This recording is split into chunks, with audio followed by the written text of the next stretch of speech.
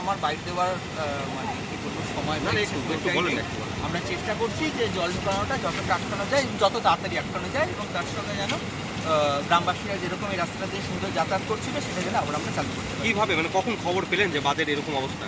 আমরা খবর পেয়েছি 5:30টার সময়। কি খবর পেয়েছিলেন যে জল ঢুকছে? না আমরা খবর পেয়েছিলাম যে এই যে মানে আমাদের যে মূল অংশটা নিচু অংশটা যার তলায় পাইপ আছে সেখানে কিছু জায়গা আমাদের লিক হচ্ছিল, ক্ষতিগ্রস্ত হচ্ছিল।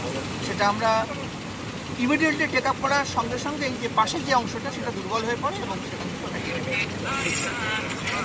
এটা আমার বলা সম্ভব না, তার কারণ দেখতেই পাচ্ছেন পাশেই যাচ্ছে চুলাঘাট। চুলাঘাটের লেভেল এক্সট্রিম ডেঞ্জার লেভেলের কাছাকাছি যাচ্ছে, ঠিক আছে।